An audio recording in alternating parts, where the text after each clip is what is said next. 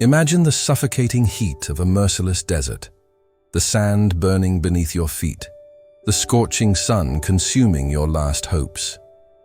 What if, in this desolate landscape, you realized that the biggest border to cross wasn't a line on a map, but the one separating the life you sought from the home you left behind? This tale, inspired by real testimonies, aims to foster empathy and awareness about the dangers of illegal immigration. We neither support nor encourage this practice, but seek to illuminate human and safe paths. If this story resonated with you, subscribe to the channel, leave your like, and share your thoughts in the comments. Your interaction helps us reach more people with important messages like this one. What if your last hope wasn't on the other side, but on the way back home? What if a man, tired of carrying the weight of the world on his shoulders, discovered that fleeing wasn't the only way, but the last breath of someone already swallowed by silence? This is the story of Martim Sombra, a fictional name, chosen not by chance. For even in the depths of despair, he still dragged himself through the shadows of a fading life. The resonance of Sombra, shadow, with his search for something, beyond the daily gloom, was an echo of his own soul. The universe seemed to whisper to him that, despite everything, a spark, however small, still burned within him. Martim lived in Ciudad del Este, Paraguay, a city where life clung to hope tooth and nail, but where inequality and helplessness were a constant shadow. On the outside, he was an ordinary man, one among millions. A 42-year-old bricklayer, with hands calloused from hard work, his back stooped by the weight of countless cement bags, and most heavily by that of broken promises. Every fiber of his being felt the physical exertion, the chronic fatigue of someone who daily struggles for subsistence. But inside, another kind of ruin grew, a silent and persistent demolition of his spirit. Every morning, he woke up emptier, not just from material poverty, though this was a constant companion that choked him, but from the overwhelming feeling that he had become invisible, even to God. It seemed his voice, his efforts, his very existence had vanished into thin air, leaving no trace. There was no steady work, which meant days, sometimes weeks, of forced inactivity, watching hours pass without being able to bring food home. There wasn't enough food, just the minimum to subsist, and each mouthful was a painful arithmetic between need and scarcity. And the cruelest and most devastating, there was no longer respect in his children's eyes. This was the hardest blow, the wound that bled in silence. Yes, he had 2 boys. Tiago, 13, with pre-adolescence showing in his curious gaze, and Lucas, 10, with a childlike innocence that was beginning to dilute into harsh reality. 2 pairs of watchful eyes that observed him in silence each morning as he left, with renewed hope, to look for work, and returned earlier and earlier, more and more frustrated, with slumped shoulders and a shrunken soul. The sparkle in his children's eyes, once full of admiration, slowly dulled, transforming into a mixture of resignation and the harsh understanding that reality was stronger than dreams. His wife, Elisa, was the rock of the house, the backbone that supported the fragile family structure. Her hands multiplied to make the little they had go further. Her calm voice was a balm in despair. But even the solidest stones crumble when the incessant water of misery beats daily, eroding patience and hope. Elisa never said anything directly, never reproached him for his inability to provide. But Martim saw her. He saw in her eyes the silent question that pierced him inside. "How much longer, my love?" A wordless question, full of resignation and tiredness. How much longer would they eat only rice with salt, a bland dish that barely filled the stomach, but not the soul? How much longer would he promise a better future and fail to deliver? This was the greatest torture, the promise that became a burden, a pious lie that no longer fooled anyone. not even himself. Martim carried this guilt like a burden tied to his body, an invisible weight that dragged him down. And then, from the darkness of his despair, the idea arose. The most dangerous of all, the most desperate. The idea that perhaps he needed to disappear for his family to survive. It was, twisted logic, a justification for abandonment. If he could reach the United States, even illegally, he could send dollars. In 3 months, he told himself, with an inner voice trying to convince him, they would have decent, varied, nutritious food. In 6 months, he could pay for the boys' school, giving them an educational opportunity he never had. In a year, he would send for them, reunite his family in a safe and prosperous place. Everything would be resolved, or so he believed. He just needed to leave. He just had to take the first step, leave misery and failure behind, and launch himself into the unknown. But he didn't count on the fact that, upon leaving, upon turning his back on his home, he would also lose something no money could buy: his own peace. The tranquility of conscience, the serenity of the soul. He would carry with him an invisible burden that would accompany him every step of the way. On the last night before leaving, Martim waited for everyone to fall asleep. The silence of the house broken only by the murmur of crickets and the distant bark of a dog. With a heavy heart, he ran his hand through Lucas's hair, adjusted Tiago's sheet, feeling the fragility of their small bodies. He left a note for Elisa, a few words written on a piece of paper he found on the floor, with the pen trembling in his hand. "I'll be back. But now I need to do what a father does, give a future, no matter the cost." It was a silent farewell, a tearless goodbye, a vow to the darkness. He left with an old, frayed backpack that contained his few belongings. 3 worn changes of clothes, a packet of dry biscuits, and the torn faith he still had in his chest, a battered but persistent faith. He didn't take a cell phone. He didn't want to be tracked, nor feel tempted to look back. Only the name of a coyote facilitator, handwritten on a folded piece of paper inside his sock, a secret key to his uncertain future. He hitched a ride with a truck driver who was crossing the country towards Bolivia, the engine roaring like an omen. For the next few days he crossed dense forests, where the vegetation closed behind him like a green curtain, dusty dirt roads that stretched under a scorching sun, and villages where life seemed to have stopped in time, with curious and suspicious glances. He was just another face among dozens, an anonymous link in the endless chain of migrants. At the Peruvian border, he watched with a heavy heart as a group ahead of them was captured by immigration police.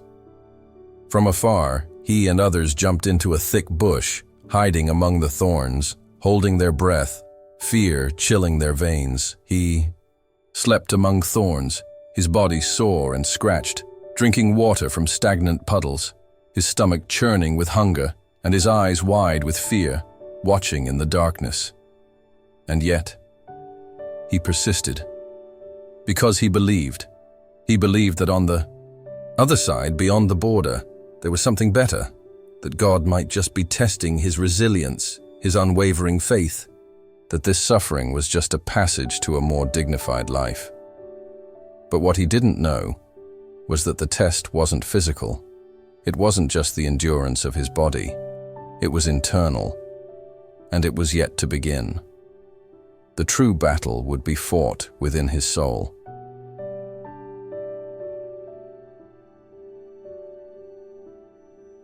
Between promise and reality lies a dry, unforgiving land, where the sun is a harsh judge and the wind a messenger of oblivion. And in it, a man can disappear, not just in body, but in the depths of his soul, becoming an echo of what he once was. Martim Sombra continued his journey alongside strangers, a small and fragile group of lost souls, united by despair and the same thirst for a better future. There were 7 people in all, each carrying their own story of pain and hope. A 19-year-old, with a pair of torn sneakers that barely protected his feet from the hostile terrain, and eyes that didn't blink, fixed on the horizon, reflecting a mixture of exhaustion and stubbornness. A pair of siblings with a distinct Chilean accent, their young bodies trembling under the bone-chilling weight of fear, clutching each other for solace. A quiet mother carrying a small daughter in her arms, a fragile child, her only treasure, her reason to keep going, though her own body and spirit were at their limit. And him, Martim, the oldest of the group, the most silent of all, carrying a guilt heavier than the worn backpack that tore at his shoulders, a guilt that didn't dissipate with sweat, but grew with every step, a constant shadow in his conscience. The coyote guiding them was an enigmatic and menacing figure. He spoke little, his words dry commands, devoid of any humanity. Be shadows. Don't look at anyone. Follow and be quiet. He was a thin man, with teeth that gleamed in the sun like gold, a macabre contrast to the misery that surrounded them. He walked too fast, without looking back, as if he were an extension of the desert, and would disappear for hours, reappearing out of nowhere with sharp instructions and empty promises that, in reality, sounded more like threats, like sentences. His presence instilled more fear than security. During the day, they hid in abandoned sheds, disorganized ruins that barely offered refuge from the scorching sun, or behind dry, dusty bushes, camouflaging themselves with the arid vegetation. They barely dared to move, their bodies immobile under the relentless sun, waiting for night. As soon as darkness fell, they started walking again, silent as ghosts, dragging themselves across the land, each step an act of faith. Food was rationed, sparingly, a minimal bite that only quelled hunger for a few moments. Water, a liquid treasure, was one sip at a time, its earthy, warm taste barely refreshing their parched throats. Words were almost non-existent. Exhaustion and fear imposed. A heavy silence, broken only by the sounds of nature and the internal groans of the migrants. Martim didn't speak, but he listened. He heard the muffled cry of the child, the moan of pain from the young man with the swollen ankle, the rumbling stomach that came from his own chest, a constant reminder of his fragility. And he heard something even louder, an incessant sound that echoed in his head. The echo of his own thoughts, trying to justify the madness he was committing. It's just one more night. It's just one more walk. It's for them. It's for them. It's for them. The repetition became a mantra, a desperate prayer not to lose his mind. But then the desert showed itself in all its rawness. And with it, the relentless reality that no hope could cover. The hostile immensity, the suffocating heat, the overwhelming silence. Martim had never stepped on such hot sand. The ground burned through the worn soles of his boots, scorching his feet. The sun, a relentless predator, bit his skin, draining his strength, leaving him breathless. Walking there was like drowning in heat, each step a struggle against an invisible force that dragged him down. The backpack, once a symbol of his mission, now seemed to weigh 100 kilos, each object an unbearable burden. His feet, too cracked. Bricks barely responded to his will. His body refused, but his mind forced him to go on. The young man was the first to fall. His ankle, visibly swollen and disfigured, prevented him from taking another step. He cried in silence, his sobs soundless, begging them to continue, not to stop for him. Go, go, don't wait for me. His voice was a whisper lost in the wind. The coyote hesitated for 2 seconds, his cold eyes assessing the situation. Then he spat on the ground, a gesture of contempt, and said in a harsh voice, "Whoever stops, stays. Whoever stays, dies." And without further ado, they moved on. The group, without turning, pressed forward, driven by fear, survival above compassion. Martim, however, looked back. He saw the boy huddled, trying to crawl on the sand, his figure diminished by the vastness of the desert. The image was etched into his mind, but he kept walking. One step, then another. And with each step, a piece of him died too. The humanity that defined him eroding under the weight of his own choice. On the third night, the last sip of water ran out. The mother begged the coyote for her daughter to drink first, pleading with tear-filled eyes. He didn't answer, simply ignored her request. Then, with indifferent cruelty, he turned his canteen, drank alone, and said dryly, "Tomorrow it arrives." But tomorrow, for many, never arrived in that desert. On the fourth day, they were lost. The vegetation had disappeared completely. The bushes had turned to dust. The landscape was a monochrome of sand and rocks. The coyote's GPS was failing, flickering erratically, useless in the middle of nowhere. The guide's eyes were more anxious, his speech shorter, revealing a nervousness he hadn't shown before. And then he disappeared. Again. Like a silhouette in the darkness, like smoke dissipating in the wind. This time he didn't return. The group split into three, desperation dividing them into fragments. Martim stayed with the siblings, and the woman, the girl, in her mother's arms no longer cried. She slept, inert, her mouth dry, cracked, too dry even to cry. Her breathing was shallow, a candle about to go out. They tried to follow by instinct, watching the sun, trying to guess where north was. But each dune seemed identical to the last, each step deeper into a dry, dead-end labyrinth. Martim fell. He felt his leg tingle. His body no longer responded. Fatigue consumed him completely. But his mind, that, yes, remained active. When a man decides to return, it's not a sign of weakness. It's proof that sometimes the heart is stronger than pride. Martim Sombra, ragged and almost defeated, was found by a border patrol at dawn. The sun, an orange and still timid disk, had barely begun to warm the desert sky, which stretched in a palette of grays and purples. He was dehydrated, his body trembling with a persistent fever, and his face, cracked by the sun and the salt of his own sweat, was a mask of pain and exhaustion. One of the agents, with a monotonous voice, and without even looking him in the eyes, coldly commented, "Another one? He won't last long if he continues in this state." These were icy, mechanical words, uttered with the indifference of someone who had seen the same scene thousands of times.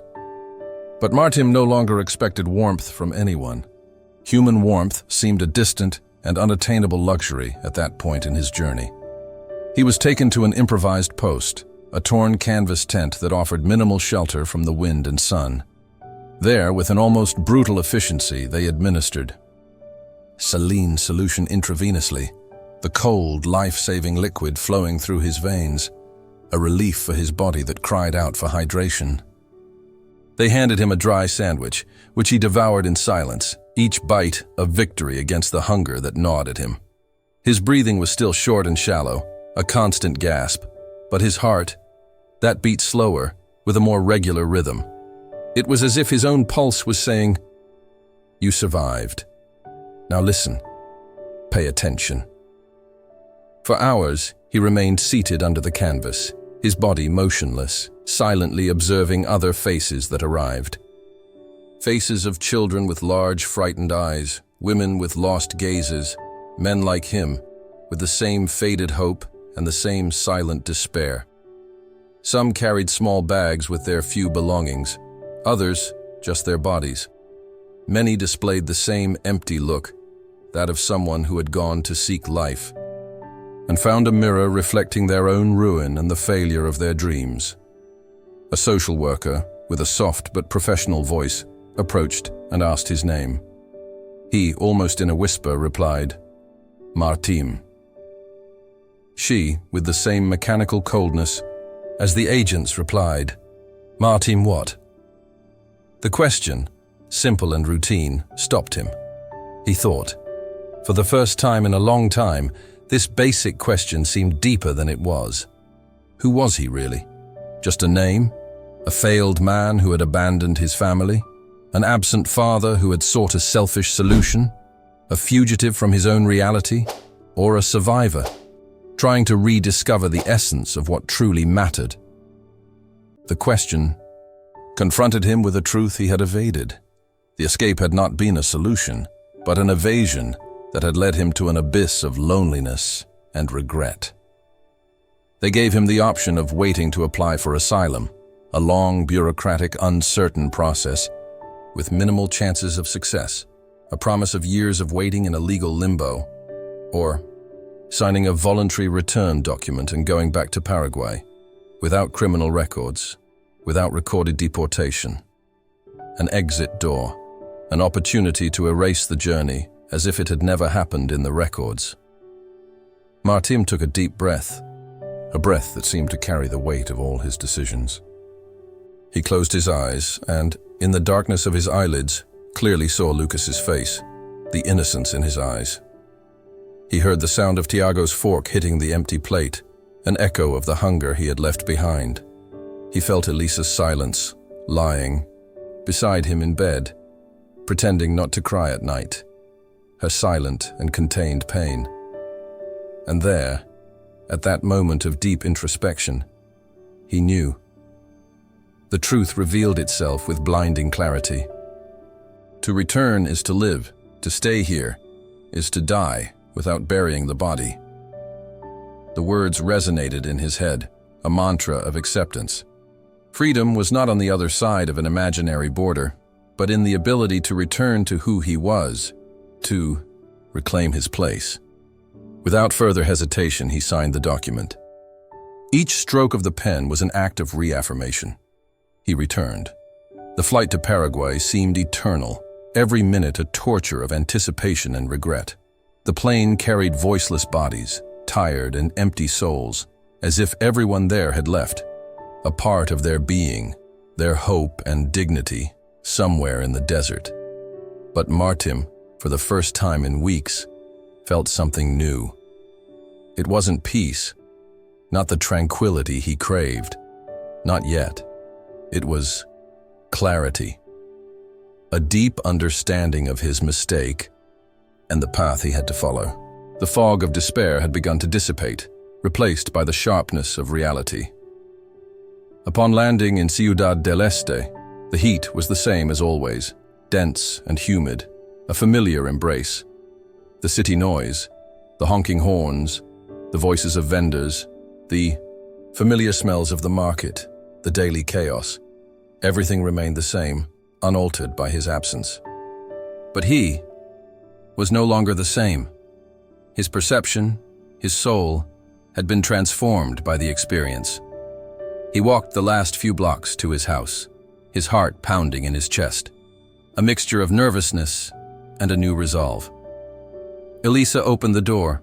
Her eyes, once filled with the silent question, stared at him with a mixture of surprise and something akin to disbelief.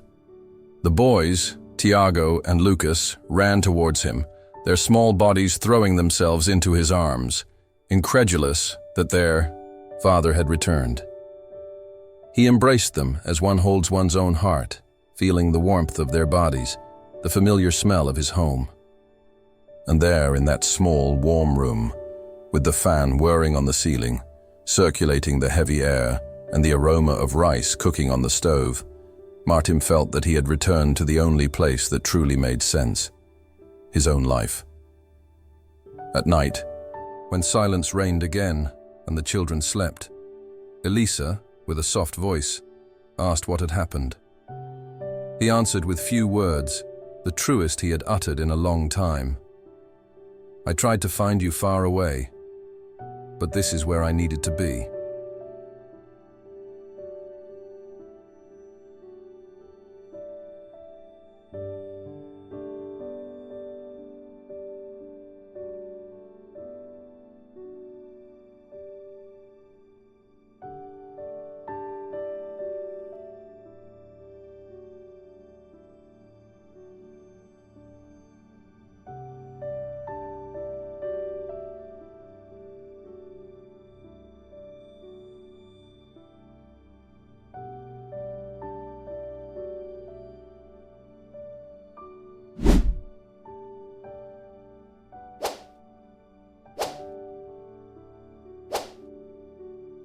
Sometimes the greatest freedom isn't crossing physical borders. It's having the courage to return and plant roots where everyone else only sees escape. Martim Sombra returned to the same house as before, the one he had abandoned with the hope that his departure would bring salvation. The walls remained damp and mold-stained, silent testimony to time and lack of resources. The old rusty stove still had only one of its 2 burners working, a constant reminder of limitations. The old refrigerator emitted a strange noise, a mechanical lament that sounded like a silent cry in the darkness of the night. Everything was the same on the surface, but Martim's gaze, that yes, was different. His eyes, once filled with despair and shame, now reflected a new depth, a stillness that only the acceptance of one's own truth can bring. During the first few weeks, he spoke little.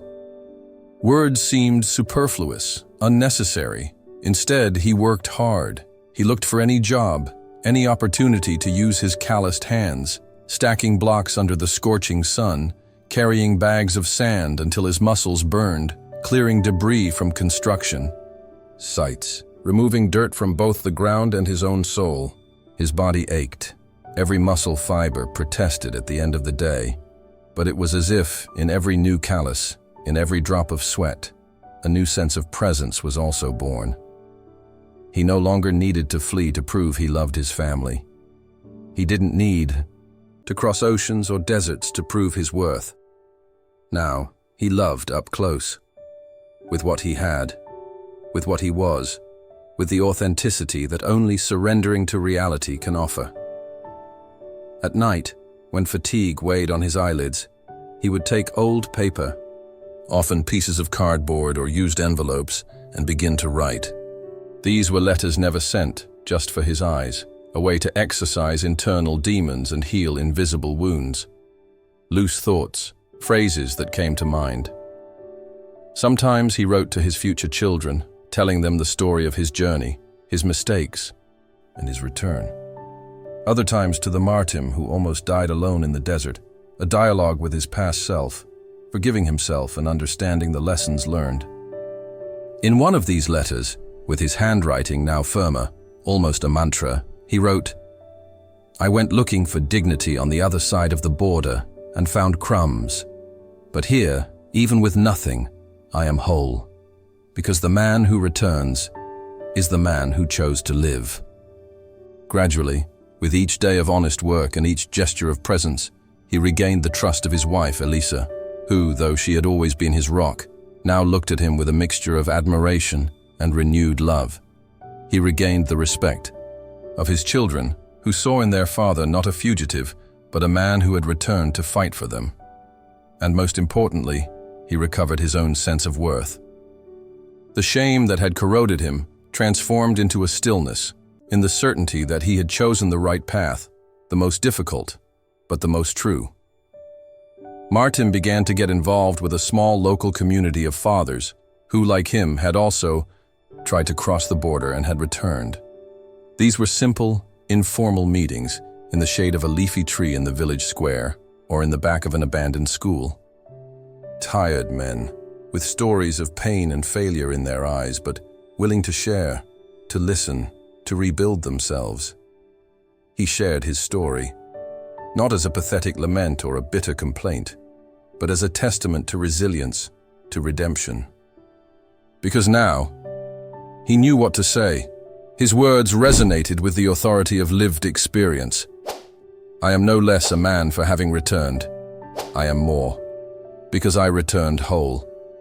Because now, I stay. And with time, amidst the simplicity of his daily life, he realized something he had never imagined in his desperate search for a distant future.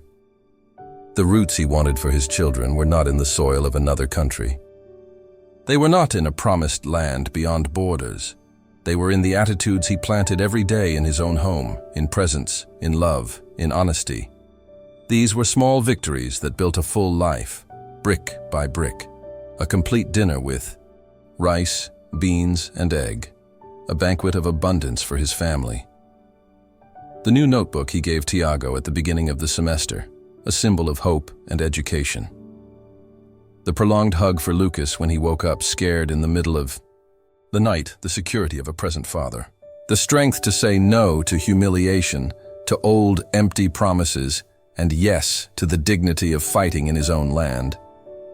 Martim had no passport, no green card, no social security number in the United States.